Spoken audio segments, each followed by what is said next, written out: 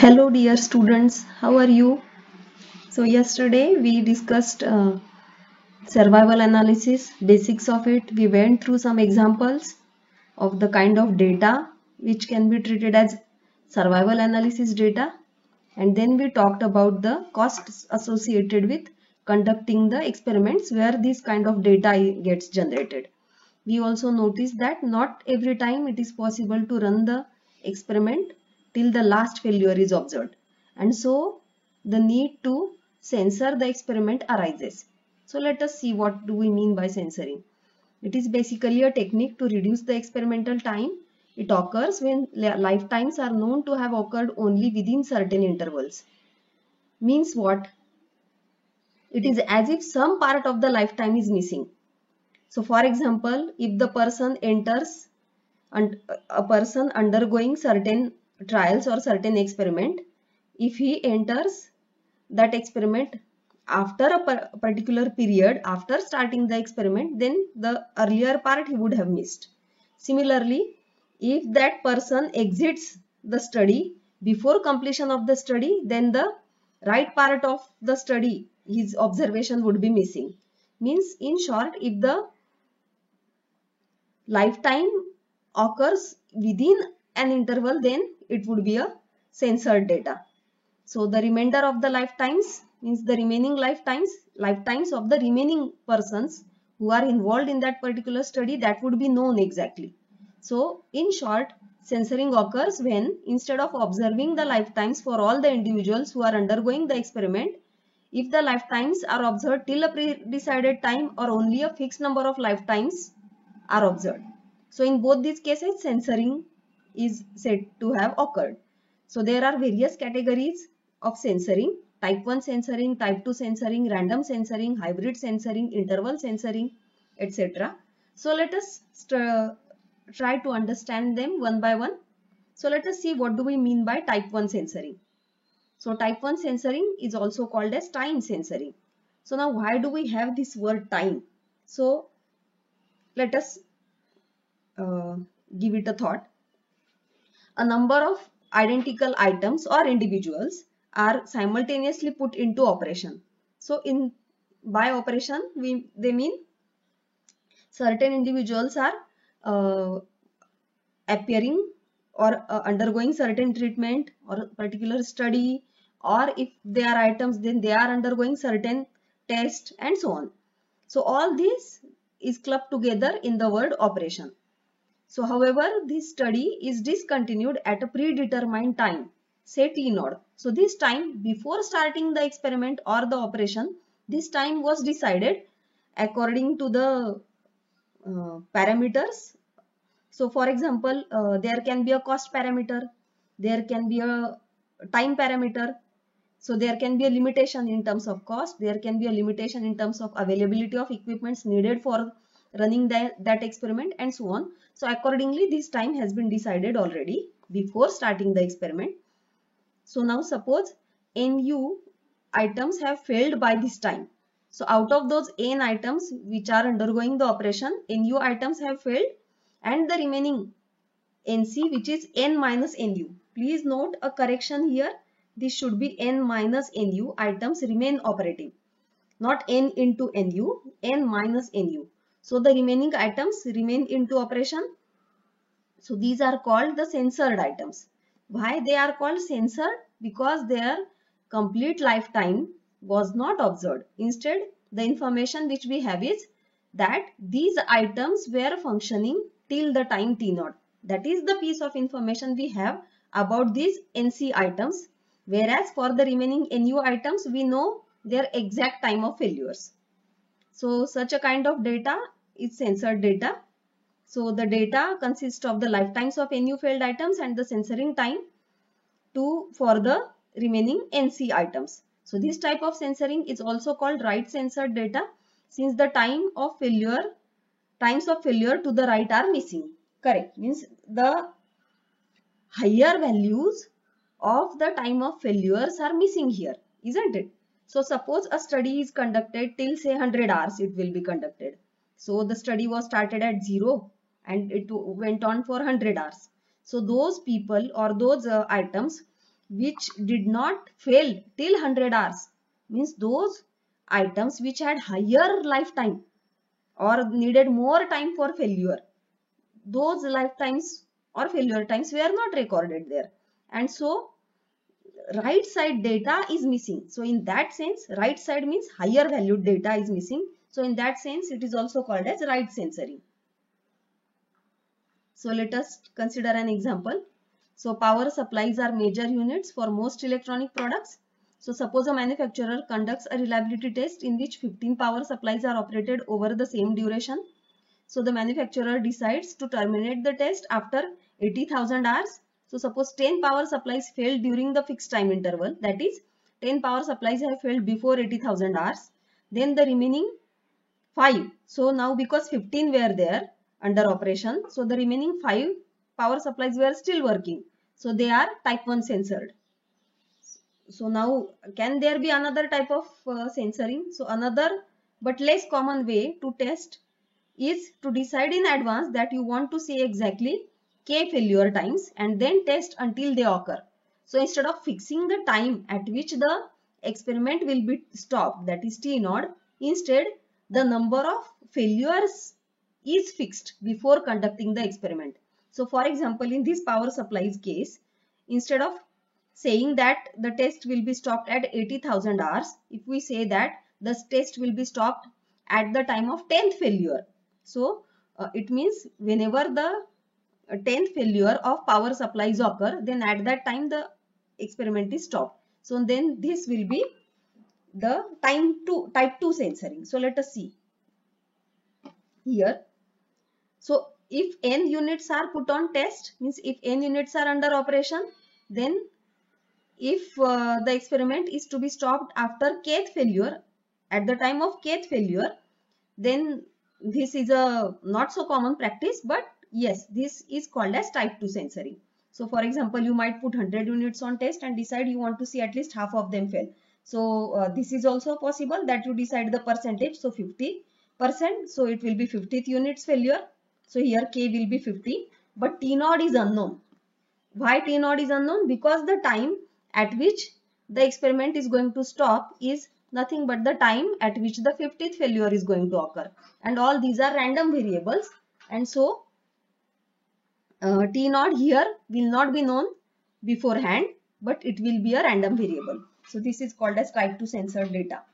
So now let us have a look at what we mean by type 1 censoring and type 2 censoring. So here through this diagram, the author has tried to illustrate what do they mean by type 1 censoring. So here you can see patient number 1, 2, 3, 4. So the censored, this is the censored, because see here this 10 was the time at which the experiment was going to stop. So the study was going to stop. So the first patient and third patient showed the event, means for these two patients the particular event of interest, it could be catching an infection or it could be death also. So for the first and the third patient it happened before the censoring time, but for the second patient the event did not occur, and so the second patient got censored, whereas for the first and the third patient complete data is available. So this is a typical way to illustrate type 1 censoring. So here I have described type 2 censoring briefly.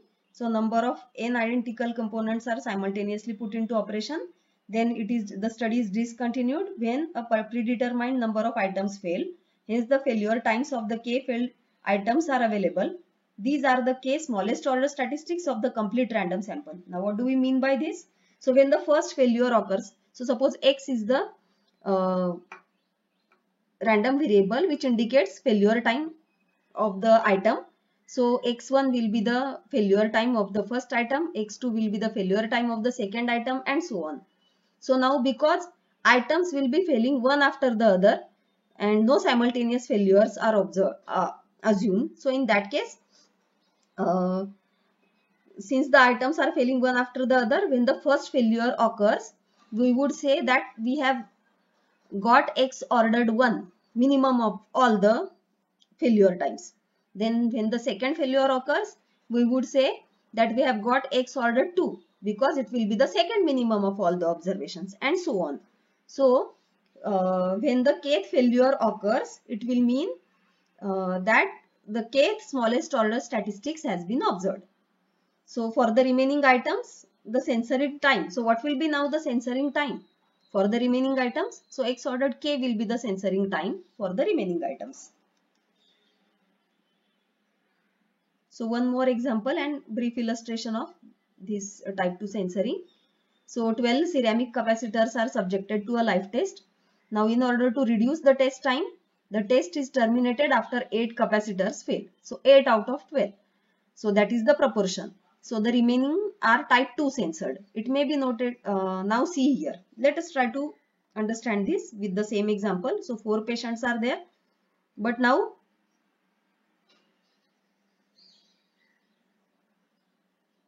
fixed number of failures. So when the second, third and here fourth patient's data isn't shown, but fourth failure has also occurred before the time. So when the first patient fails, when it experiences, then that gets censored because that is the fourth failure.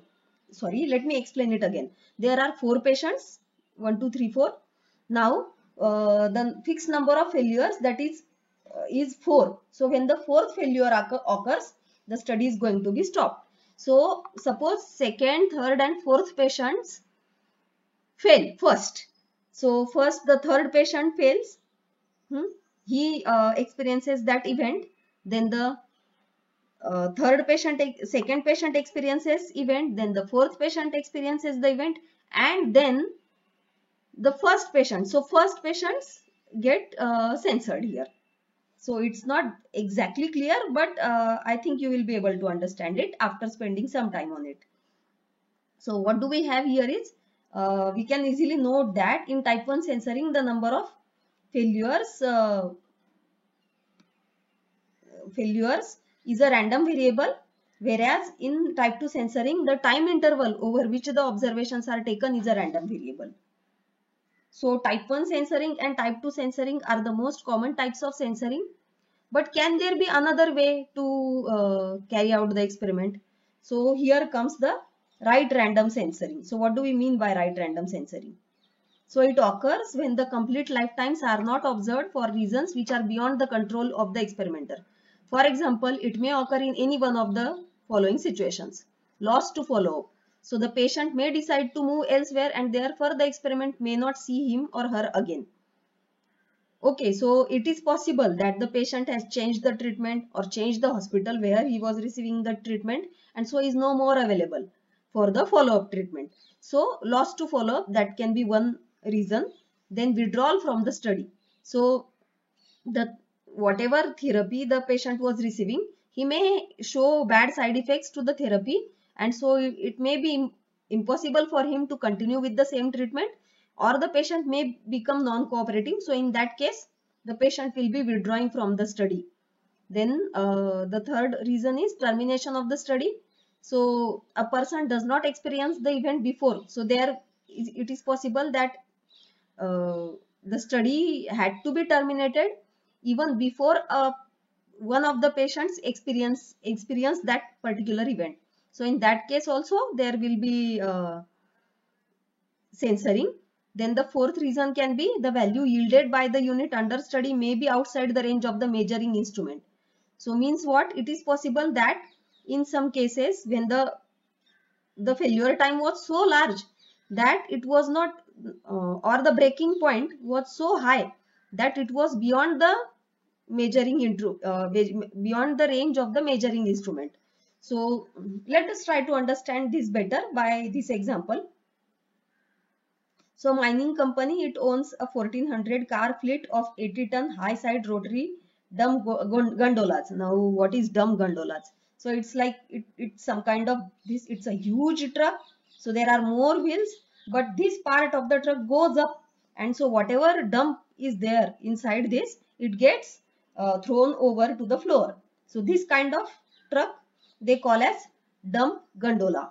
So 80 ton. So this is the capacity of the truck called as a dump gondola. So a 1400 car fleet. So such 1400 car fleet of 80 ton such were are owned by the mining company. So a car will accumulate. Now one of these will accumulate 100,000 miles per year. So it can go travel for 100,000 miles per year. Now in their travels from mines to a power plant, the cars are subjected to vibrations due to track input in addition to the dynamic effects of the longitudinal shocks coming through the couplers. So these are technical details, but notice that these are coupled with the vehicle. This entire thing is coupled with the vehicle. So when the vehicle moves, so this there will be vibrations inside this dump gondola. So because of that there can be friction. So as a consequence, the coupler encounters high dynamic impacts and experiences fatigue, failure and wear. So it is possible that that coupler gets broken down because of this. So 28 cars are observed. So 28 such dump gondolas were observed, and the miles driven until the coupler is broken were recorded. So the remaining 6 cars left service after 1,51,000, 1,55,000, 1,60,000, 1,68,000 and 1,75,000 and 1,78,000 miles. So none of them experienced a broken coupler. So what happened here? Let us try to understand. 28 cars were observed. Okay. Out of these 28, 6 cars left service after these many miles. So none of these 6 cars experienced any broken coupler. So what happened here is, because these cars did not experience and they started late. So this is giving rise to the randomly right censored data. So what happens here? Let us try to understand it better. So in random censoring, the number of complete observations is random. Means how many observations we will be having. Complete observations we will be having, that itself is a random variable, and time for which the study lasts, that may also be a random variable. So the censoring time for every censored observation in type 1 and type 2 censoring is identical, but not so in random censoring. In random censoring, the censoring time may be different for different vehicles. So also type 1 censoring may be seen to be a particular case of random censoring by taking all censoring times equal to T0. So yes, type 1 censoring can be treated as a particular case of random right censoring.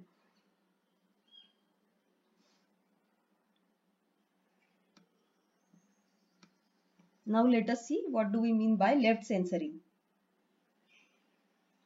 So lifetime X associated with a specific individual in a study is considered to be left censored if it is less than a censoring time T0. That is, the event of interest has already occurred for the individual before that person is observed in the study at time T0. So for such individuals, we know that they have experienced the event sometime before time T0, but their exact event time is unknown. So the exact lifetime X will be known if and only if X is greater than or equal to T0. So what can be an example of this?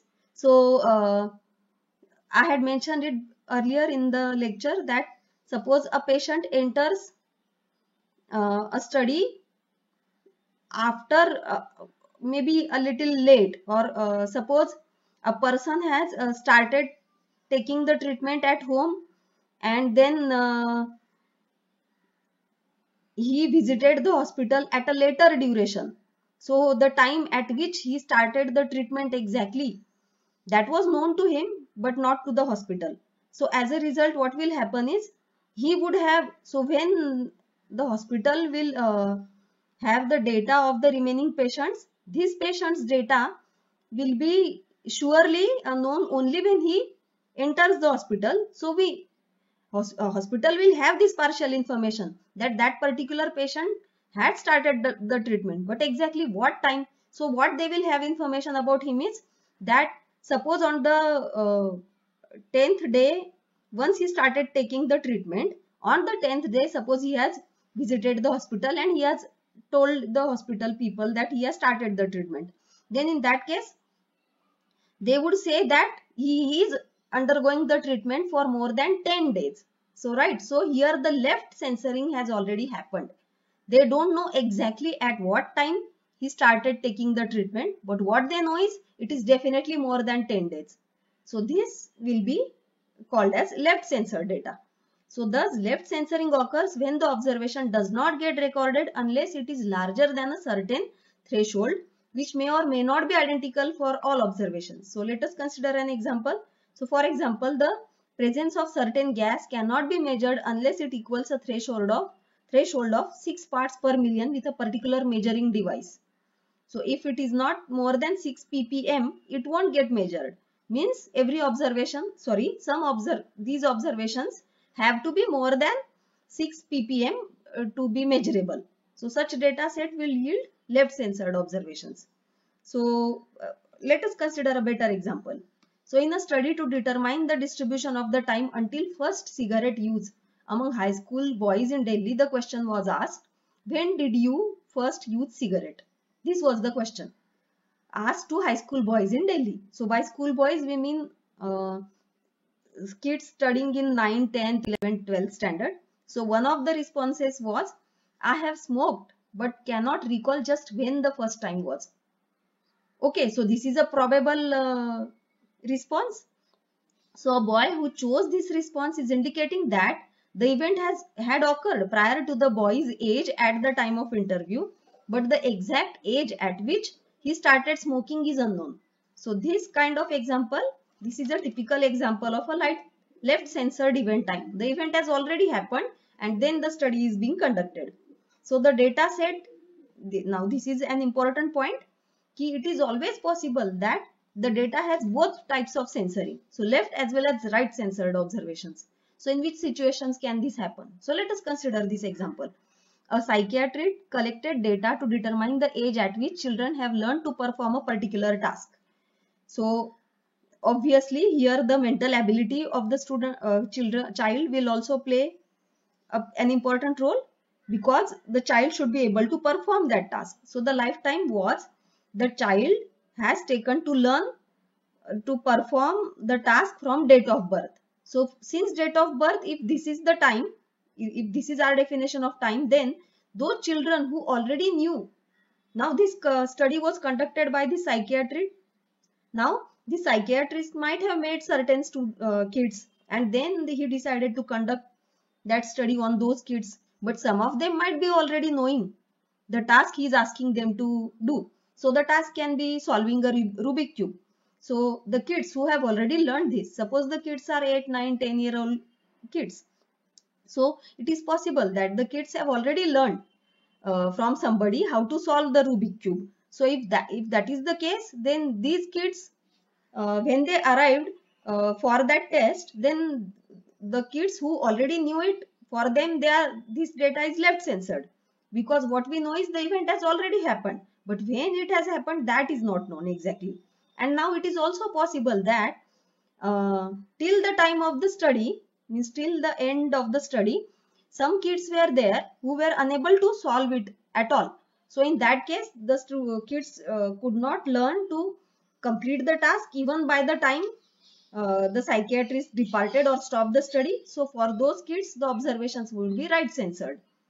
So it is like as if the complete observations will be only those observations or only those kids who performed that task during the psychiatrist visits to their village. So here they are considering a village where the psychiatrist is visiting and is conducting this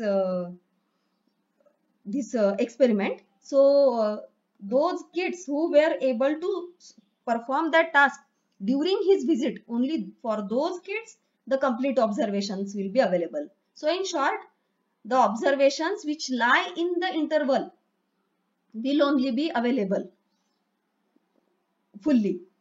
So such a kind of censoring, isn't it? Interval censoring. So interval censoring is still another type of censoring for which lifetime is known only to fall into an interval. It occurs when all that is known is that the date occurs between two known time points. So suppose T1 and T2 are two time points, and if you know that death, instead of knowing exact time, if you know that only that, if you have only this piece of information that the death has occurred in that particular interval, then this would be called as interval censoring. I'm sorry, when both kind of censoring, left and right censoring is there, then it does not lead to interval censoring. Why? Because here the data, at least for those observations which are neither left censored or nor right censored, they are full observations. So, but here in interval censoring, none of them will be full observation. What information we have is that the death has occurred in that particular interval. So it is possible that we have certain time intervals, say starting from T1 to T2, T2 to T3, T3 to T4, and so on. So it's like the event is, or the experiment is observed only at particular time points. So suppose the experimenter is noting down those observations at time point T1, T2, T3, T4, and so on. So what he will know is how many failures have occurred in the interval T1 to T2. When he comes at time point T2 for taking the observations, at that time he will have the data on how many failures have occurred in the time duration T1 to T2. Then again when he visits the experiment, when he undergoes the procedure and he checks how many failures have occurred at time point T3, then actually what information he will have is how many failures have occurred in the duration T2 to T3. So likewise, so this kind of data will be interval censored data. This is also in short called as interval type data. So these are the types of censorings. So I hope you have understood the topic well. Why censoring is important, and what are the implications, how do we estimate parameters, etc. That we will study in the upcoming lectures.